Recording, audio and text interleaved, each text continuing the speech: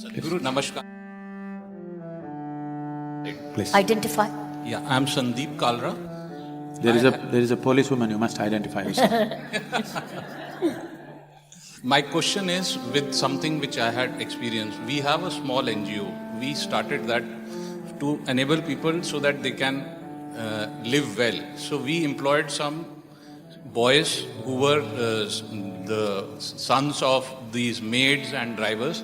We told them that you come, we will teach you how to work on CNC machines.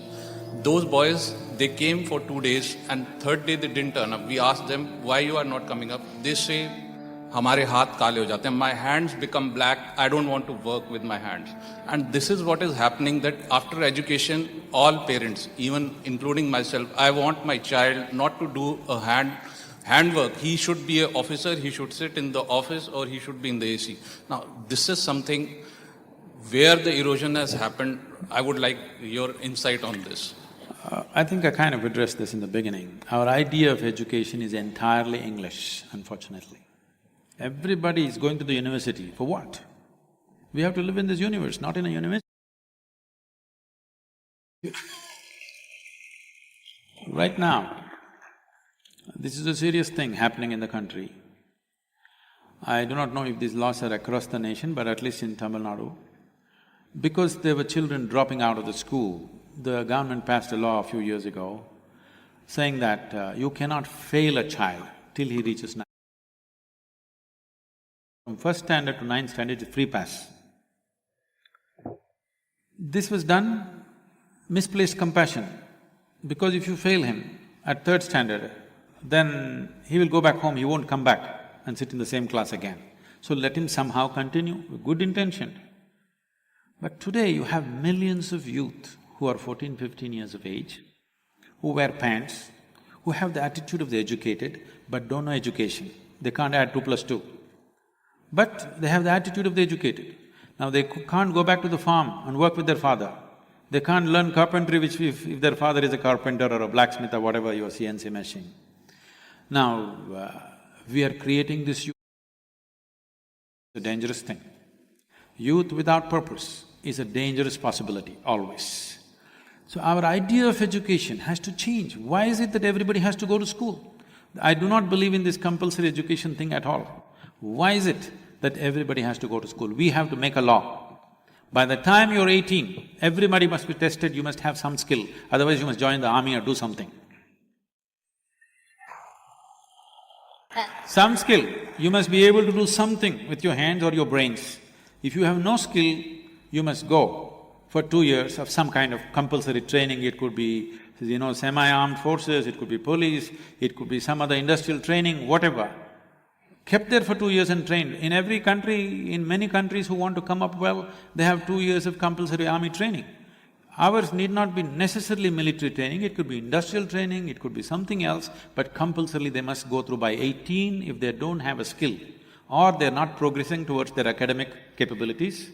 They must compulsorily go. If you don't skill the nation, you will kill the nation.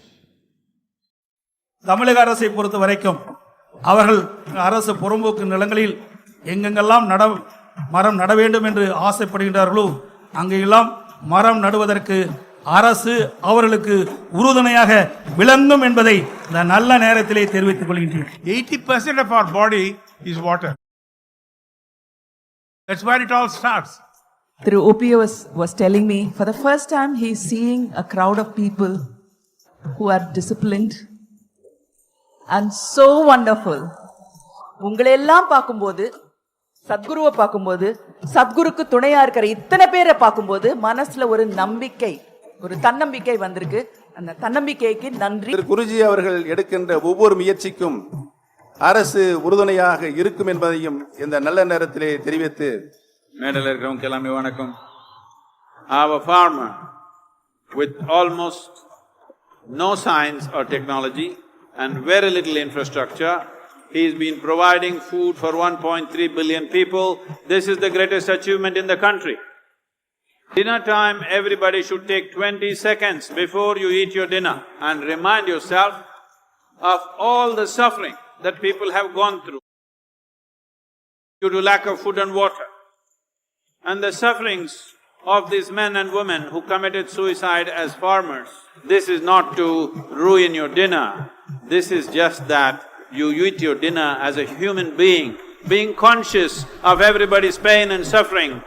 You eat so that you stand up to be a full-fledged human being, not just one more creature on this planet.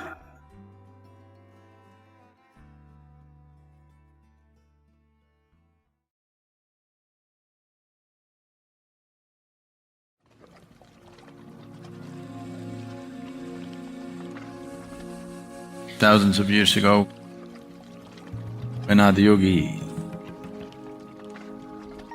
looked at or transmitted the tools of transformation, which got labeled as yoga. When this was transmitted, Adiyogi firmly believed that one day the entire world will take to it. There are scraps of information here and there of him talking about how every human being someday will evolve to take on to some tools of yoga. When they asked, why so many? Do we need so many? 1, 2, 3 would be enough. Why do we need so many? He said, the entire world will take to it, so many are needed. Not everybody will like the same thing.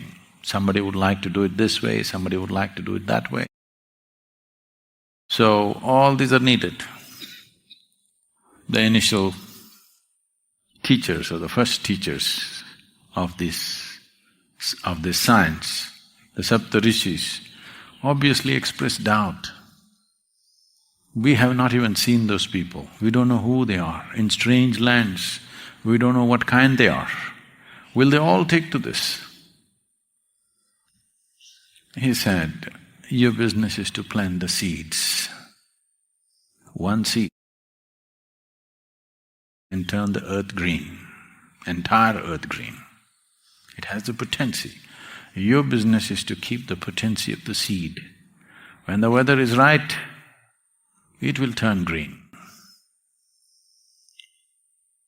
By the end of May, those of you who lived through May here, you were beginning to think the end of the world is coming. It was beginning it's beginning to feel like everything is going to wilt and die in this heat. When the weather changes, everything bursts back into life. Every time the seasons happen, it's like this. In temperate climates, it's far more dramatic.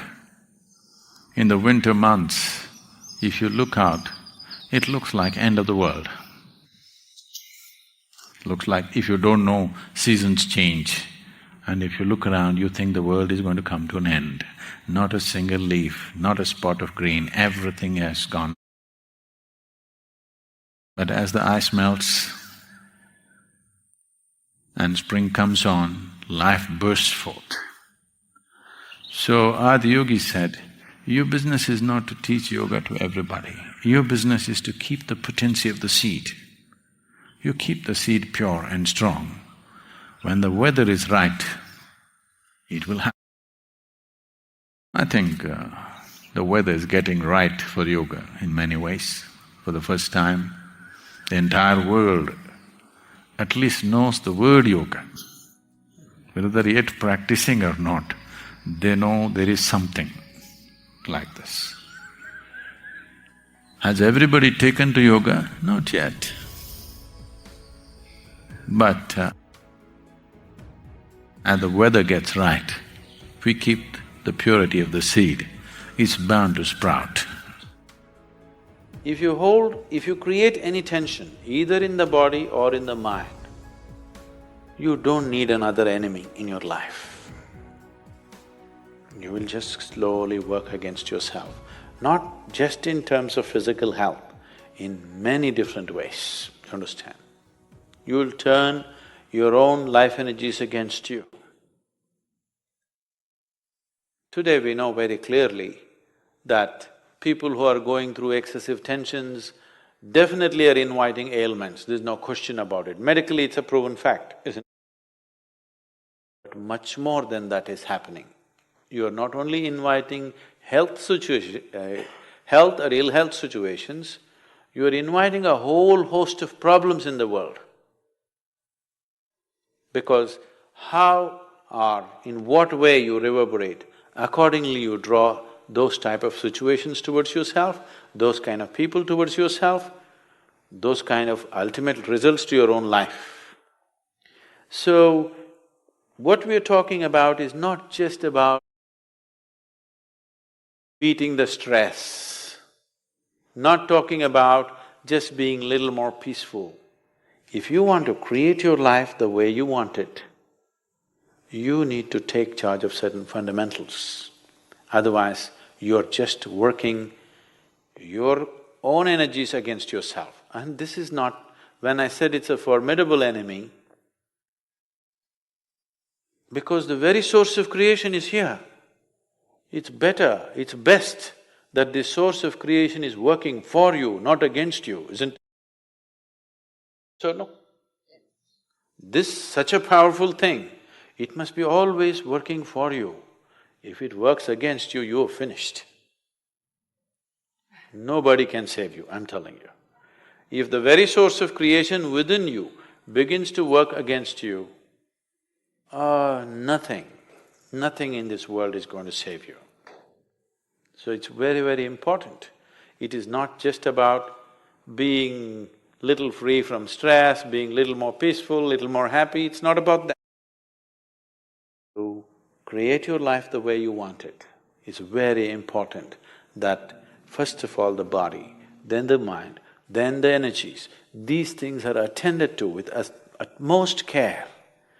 This is as important as you going out and making money, creating your family, doing whatever, because all those things you may have and still you may be miserable, not only for yourself, you may be causing much misery to everybody around you. Not because you are good or bad, simply because you're ignorant of life. People are causing pain to each other not because they're good or bad, they're just ignorant of the ways of life, isn't it? When whatever those people started nailing this man, it seems he said they know not what they're doing.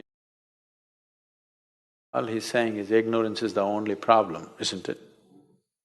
Not because they're evil, not because they're some devil's agents. Ignorance is the only problem. They know not what they're doing, that's the only problem, isn't it?